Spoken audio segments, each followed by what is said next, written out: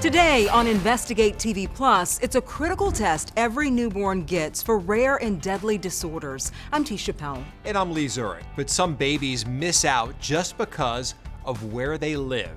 Your life shouldn't be dictated by the zip code you live in. We reveal the disparities we found in critical newborn testing. Plus, thousands of Americans declared dead, but they're very much alive. Being dead? I've never been dead before. We'll show you how to be on the lookout for this costly mistake. And you thought your pets were a handful. I'm a cat tree. Yeah. How she's making a huge difference for these little lives. In-depth stories that inform and inspire. You're watching Investigate TV Plus. Before every baby leaves a hospital here in the U.S., they get a simple heel prick to screen for conditions that might be hard to spot. Conditions like sickle cell disease and cystic fibrosis, where early detection is key for treatment. Here's another reason why this screening is critical. The CDC says about 1 in 300 babies is diagnosed with one of the core conditions caught through this screening. But despite federal recommendations, the disorders your doctor tests for depends on where you live. As investigative reporter Josie Sturman uncovered, that could mean the difference between life and death. You can really see a difference. For Lisa Brackbill, the day her life changed forever can be traced back to this one photo, a picture showing her wide-eyed baby girl Tori smiling for the last time. It was truly like a switch had flipped. It was January 2015 when their happy, seemingly healthy 5-month-old stopped progressing, seemed to be in constant pain, clenching her little fists and crying. 6 weeks after that final smile, a diagnosis, something called Krabbe disease, a rare disorder that would take Tori within a year. We loved her even more in a different way, a more fierce way, after we found out that we weren't going to have her for very long. As the Brackbills began a baby bucket list, they discovered the disease that ended Tori's life could have been caught in newborn screening. That's the heel prick testing done on babies across the U.S. When Tori was born, Krabbe wasn't on Pennsylvania's screening panel where the Brackbills live, but it was being tested for just over the border in New York. And if our daughter had been born just 3 hours north, we would be living a totally different story. The kind of story our national investigative team found families nationwide are living. We discovered disparities in newborn screening from state to state, creating a tragic phenomenon known as death by zip code, with where you live dictating what babies are tested for at birth. Krabbe, we found, is now included in screenings done in at least 10 states. But it's not yet on a recommended list of tests the federal government wants to be uniform nationwide, something Lisa has vowed to change in her daughter's honor. I knew that for me, advocacy is how I continue to be her mom. It's advocacy for newborn screening that experts say is critical to finding rare conditions early and saving babies' lives. Generally, you don't catch anything, but when you do, you've just made such a difference. Right now, 37 core conditions are recommended by the federal government, but we found not a single state in the U.S. tests for all of them. That's something pediatrician and Congresswoman Kim Schreier and other lawmakers want to change by 2025. To make that happen, they called on congressional leaders in this recent letter to prioritize funding and appropriations for newborn screening. You know, whether you get these newborn screens shouldn't depend on what state you happen to live in. States decide for themselves which testing they'll carry out. They also foot the cost of the work, with some help from the federal government.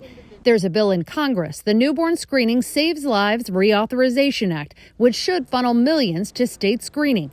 But it's repeatedly been held up in recent years because of debate about research using the baby blood samples. It's incredibly frustrating to the advocacy community because so much is tied to that funding.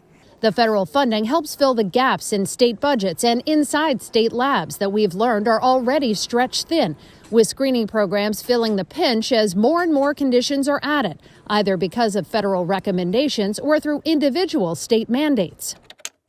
Our national investigative team spent months contacting every state health department across the nation, asking their biggest challenges when it comes to keeping up with those new additions.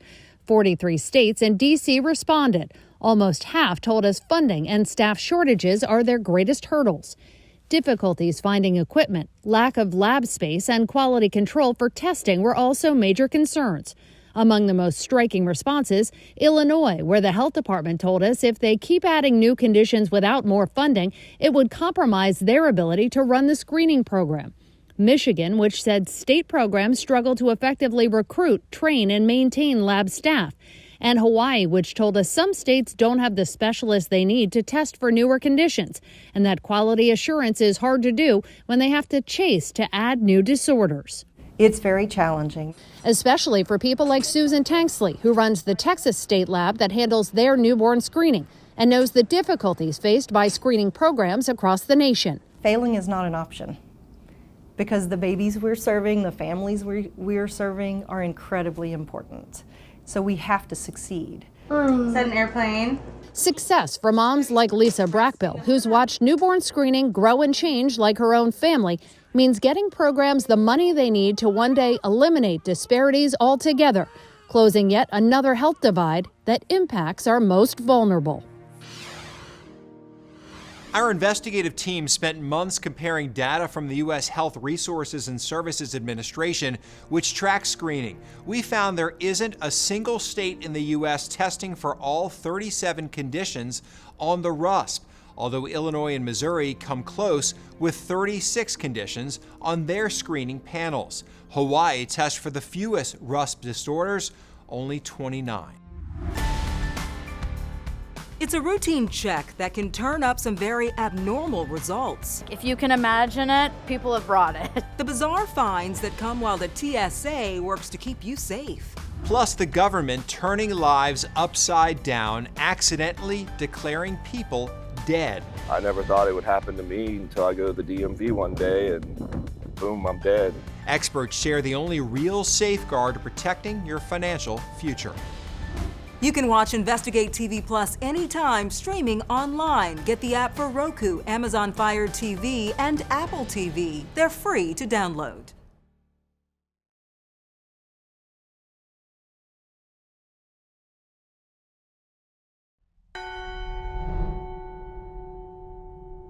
Thousands of Americans very much alive are dead in the eyes of the federal government. I never thought it would happen to me until I go to the DMV one day and boom, I'm dead. A mistake easy to make. And usually that occurs because of a clerical error, either in the Social Security Administration office, a hospital, a doctor's office, or somebody filling out a form incorrectly and checking the wrong box. And hard to fix. This has upended our entire lives. The longest I stayed on the phone was 4 hours, so I probably got 20 hours in on the phone calls. Being declared dead causes real-life consequences. Being alive and declared dead is no fun. I'd rather be dead and not know what's going on, I guess. According to the Social Security Administration, up to 12,000 people are erroneously declared dead each year. The SSA reports the most common reason is simple but hard to prevent: human error by either the Social Security Administration itself, hospitals, or doctors' offices. And attorneys who specialize in these types of cases tell us there is no way to prevent this. But you can take steps to catch it early if it happens to you. Reporter Lauren Traeger takes us to a suburban town near St. Louis, Missouri, to show us how. The dead of Summerfield, resting in peace because they're deceased. Not yet among them, but nearby is Michael Hillard. Being dead? I've never been dead before. He is just a dead man walking. Are you alive? Yes. Very much alive. Very so alive. A strange question, except that lots of people think Michael is deceased. Our clients have informed of the passing of Michael L. Hillard. It all started when his credit card randomly stopped working. He called to ask why. Cole said, your account is closed because you are deceased. That was bizarre enough. I just tell him, hey, I'm not dead because you're talking to me on the phone right now. But then it was another credit card. How am I dead if I'm making payments? Dead people don't pay bills. Then his life insurance, even the AARP, all thought he'd passed on. They're offering condolences for your death. Yes. How it could happen, no clue. Come the second time, and then the third time, okay, there's a problem. The 58-year-old hasn't even had a health scare. Maybe I'm a person that got wound up in somebody's dark web information, and here it is, you know, and it's my turn to pay the piper. And no one he talked to could give him a straight answer. That's why I called you. maybe you can find out things that I can't.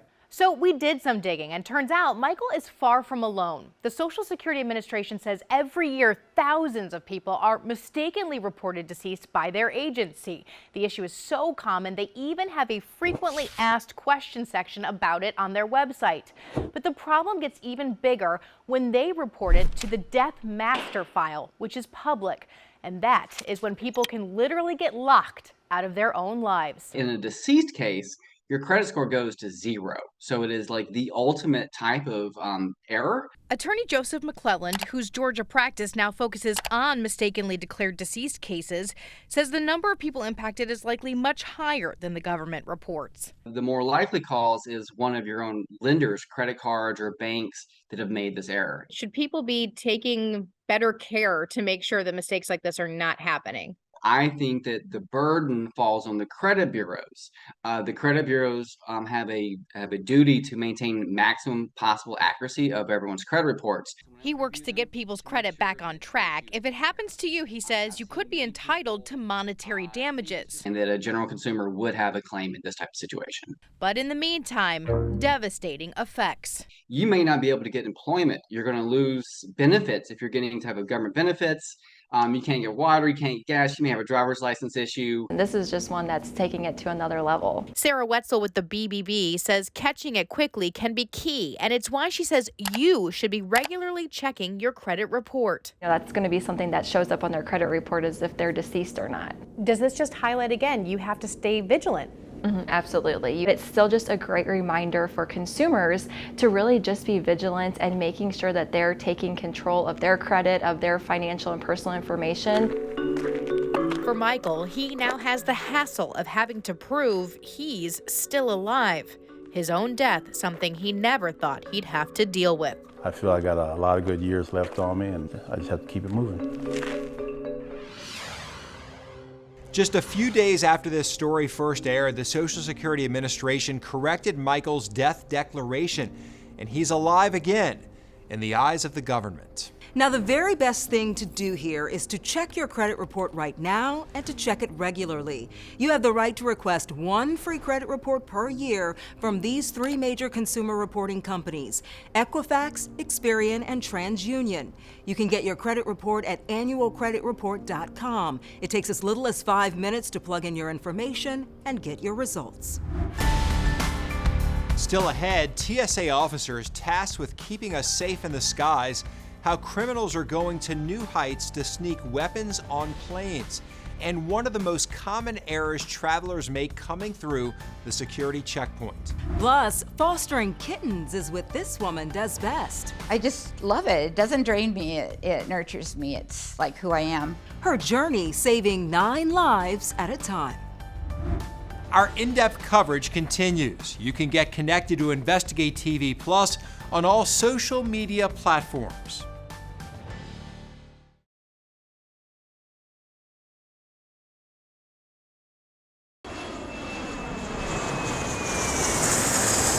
Air travel is set to take off in 2024. According to the International Air Transport Association, it's when the number of global air travelers is expected to reach 4 billion. That's twice the number of passengers in the year before the pandemic. And the TSA is now screening about 2 million people per day, 20% more than the year before, which means more crowded security lines for you. And it's in those lines where people accidentally leave a bottle of water, lotion, or sunscreen in their carry-on bag. But what about a taser, a chainsaw, or an axe? An axe. Reporter Heather Graff shows us how the TSA works to secure airports across the country while giving us a sneak peek at the prohibited items they find, from the mundane to the downright dangerous.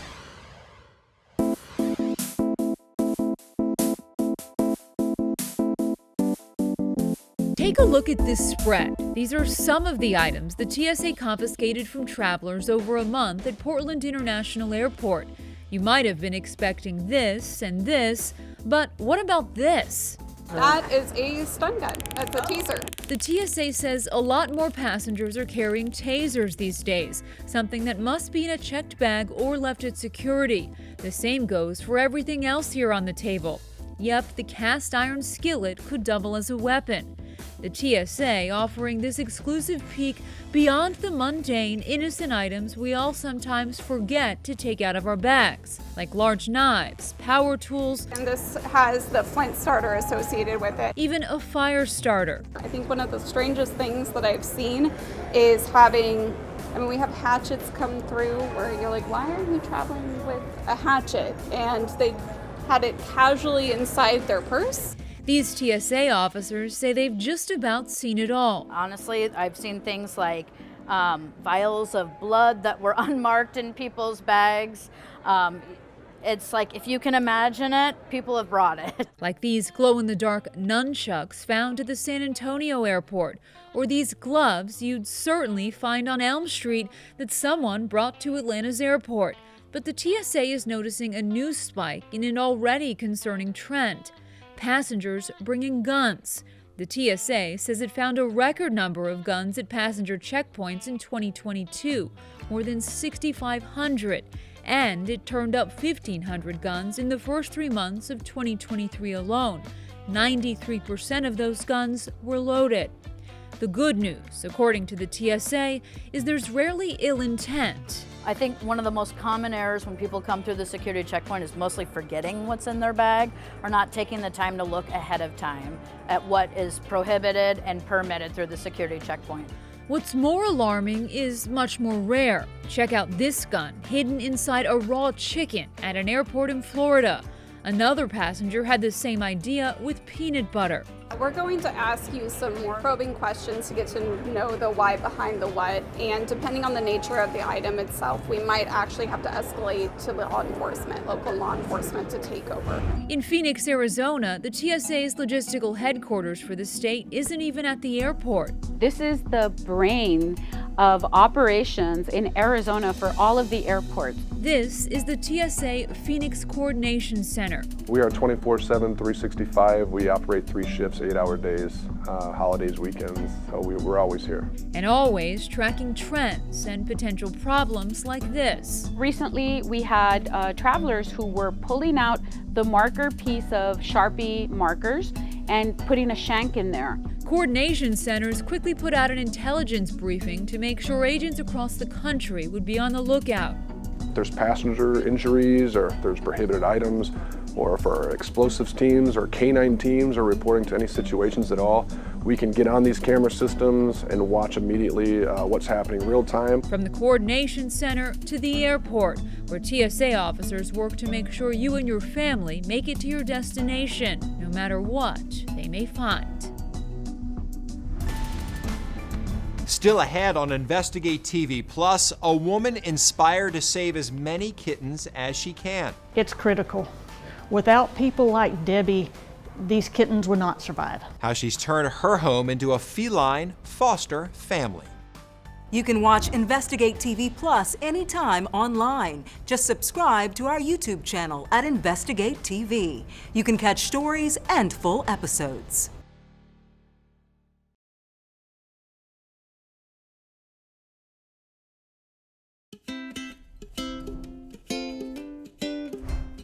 If you're one of the 46 million households in the U.S. with a cat, you'll want to listen to this. A woman from Anchorage, Alaska has taken it upon herself to save as many kittens as possible. As David Allgood reports, she's reached quite the milestone. Mother Teresa said to change the world, This is Katie Purry and Bruno Mars. Do small things with great love. Huh? Are you going to help me? There are angels among us. So when she came in, she was just full of life and said, I'm here to take on some kittens. Armed with nothing but unconditional love. I just love it. It doesn't drain me. It nurtures me. It's like who I am. You see, Anchorage Animal Care and Control has a catastrophic issue. Veterinarian Carol Hedges says they just get so many tiny kittens. It's critical. Without people like Debbie, these kittens would not survive. This is Debbie Sis at her home, scrolling through just a few of her many successes as a savior to so many kittens. So this is Kokomo, Fun, Fun, Fun, and Surfing USA. Debbie has converted a lot of her house into a baby kitty hospital. Because I've had as many as 20 fosters, because during kitten season, there's a real need for fostering. Downstairs, Hey guys, we got company. to a room upstairs dedicated to getting these little guys up to size and strength We'll take a good nap now, huh? so they can be adopted. This is when they went back to the shelter for adoption, and they were adopted within hours.